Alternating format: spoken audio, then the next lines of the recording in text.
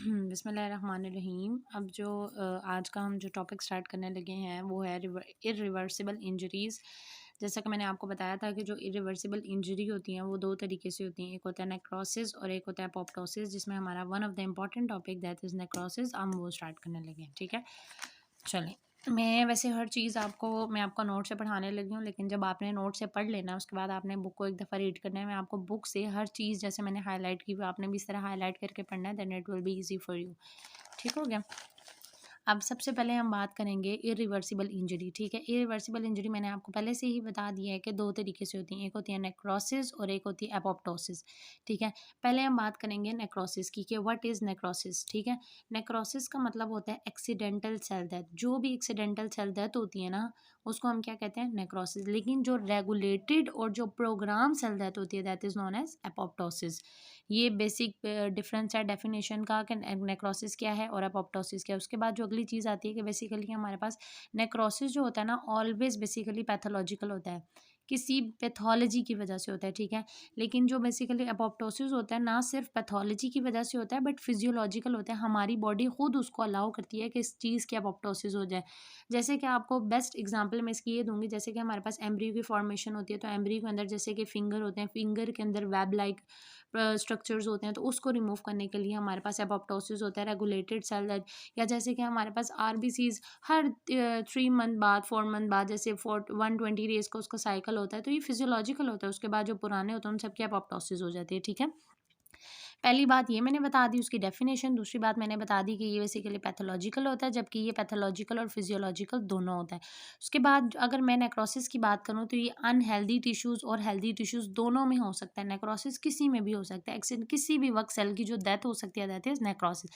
लेकिन जो एपोप्टोसिस है वो हमेशा बेसिकली हमारे पास हेल्दी टिश्यूज़ में होता है। किस में होता है? हेल्दी टिश्यूज़ के अंदर। अब बेसिकली हमारे पास हेल्दी टिश्यूज़ हैं, अब हमारे पास उसके अंदर क्या होना शुरू हो जाएगी, एपोप्टोसिस। बॉडी से सिग्नल आया कि इसकी एपोप्टोसिस, इसका लाइफ साइकिल ख़त्म हो गया, स्पैन।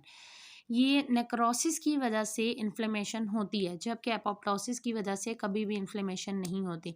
ये बेसिक डिफरेंस था about the necrosis and apoptosis के। व्हाट इज़ नेक्रोसिस, उसकी डेफिनेशन हो गई दोनों की, ठीक है। फिर मैंने बताया ये पैथोलॉजिकल होता है, पैथोलॉजिकल फिजियोलॉजिकल दोनों होता है। अनहेल्दी सेल्स में होता है, अनहेल्दी ये बेसिकली, और हेल्दी दोनों में, जबकि ये सिर्फ हेल्दी सेल्स में इसकी वजह से इन्फ्लेमेशन होती है, जबकि इसकी वजह से इन्फ्लेमेशन नहीं होती, ठीक हो गया।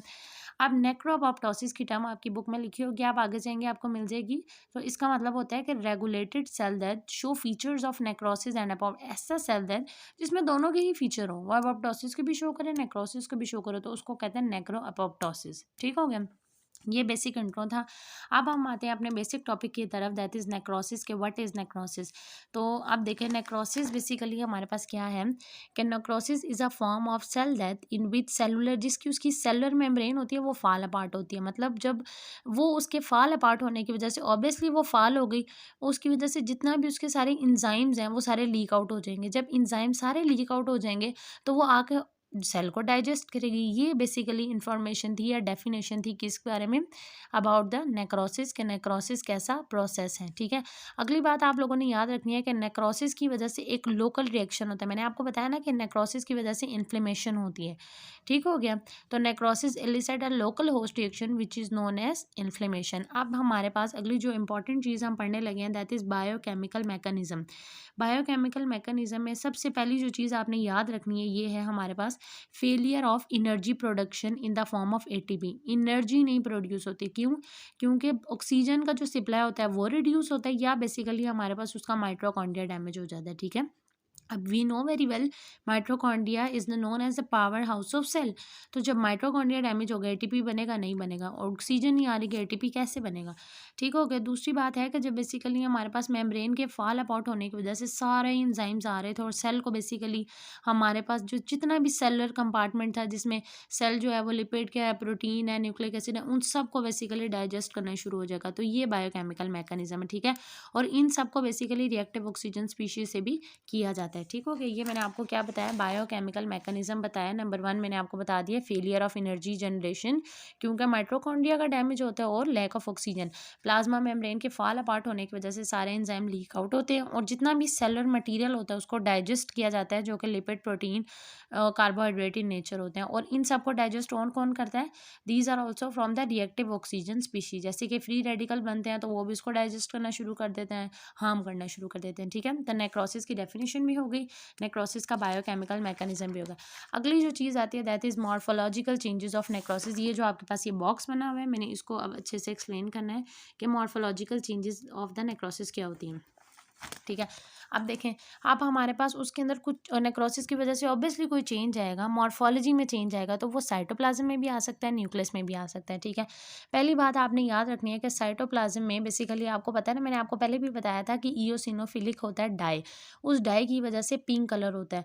तो जब भी बेसिकली किसी भी सेल में नेक्रोसिस इंजरी होती है ना, तो ईओसिनोफिलिक का जो डाई होता है वो फर्दर इन्हांस हो जाता है।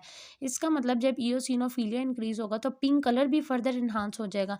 अब होता क्या है बेसिकली इसके अंदर, हमें ये भी पता होना चाहिए। तो जो ईओसिनोफिलिक डाई होता है ना, वो जाकर जितनी भी डी नेचर साइटोप्लाज्मिक प्रोटीन्स, जो साइटोप्लाज्म के अंदर प्रोटीन्स बनी है वो कौन क्या है, डी नेचर, उसके साथ बाइंड हो जाता है। जब ये बाइंड हो जाता है तो उसकी वजह से बेसिकली हमारे पास क्या हो जाती है, पिंक कलर की इन्हांसमेंट। ठीक है, ये मैंने आपको इस बात का आंसर दे दिया है कि अगर पिंक कलर की इन्हांसमेंट हो रही है तो वो कैसे हो रहा है। और अब आगे जो नेक्स्ट ये वाला पैराग्राफ हम स्किप करके यहाँ पे आ रहे हैं कि माइलिन फिगर्स अपीयर हो जाए। मैंने आपको बताया था ना, माइलिन फिगर्स सेल मेम्ब्रेन से बेसिकली हमारे पास बनते हैं साइटोप्लाज्म के अंदर, और ये myelin sheath of the nerve से रिजेंबल करते हैं, इसलिए इसको माइलिन फिगर्स का नाम दे दिया गया है। ठीक है, अगली जो मॉर्फोलॉजिकल चेंजेस जो साइटोप्लाज्म में आ रही है, पहली तो बात आपने बता दी कि ईओसिनोफिलिक डाई एनहांस होता है, दूसरी माइलिन फिगर अपीयर, तीसरी बात आती है मूथ ईटन अपीयरेंस। अब मूथ ईटन अपीयरेंस क्या होती है, आपको पता है ना कि बेसिकली डाइजेशन, वो सारे इंजाइम लीक आउट होने की वजह से जो सेल के अंदर ऑर्गेनेलीज हैं वो डाइजेस्ट होती हैं साइटोप्लाज्म के अंदर।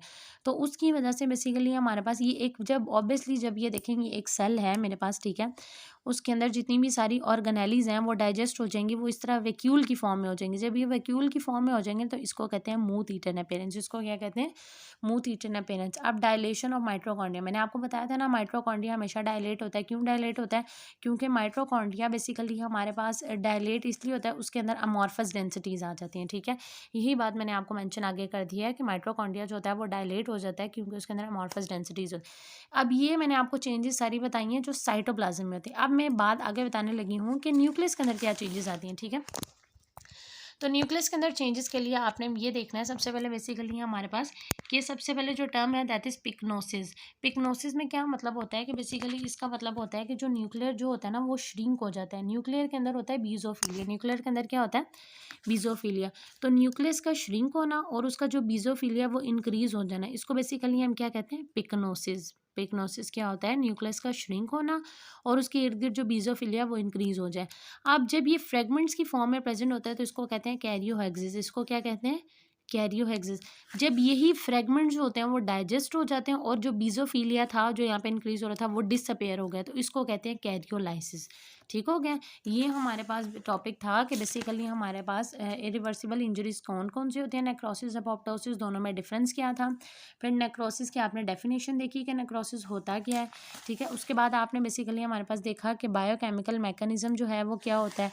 फिर आगे आपने देखा है कि बेसिकली मॉर्फोलॉजिकल चेंजेस जो है वो बेसिकली हमारे पास क्या होती हैं, कि साइटोप्लाज्म के अंदर कौन सी चेंजेस आती हैं, फिर उसके बाद आपके पास न्यूक्लियस के अंदर क्या चेंजेस आती हैं। अब इसके बाद हमारे पास ये देखें नेक्रोसिस और ये मॉर्फोलॉजी, बायोकेमिकल मॉर्फोलॉजी, ये सब बेसिकली हमारे पास डील हो गया। अब अगली जो चीज़ आती है दैट इज़ हमारे पास types of necrosis. Types of necrosis देखने के लिए आप मेरी अगली वीडियो देख सकते हैं। शुक्रिया।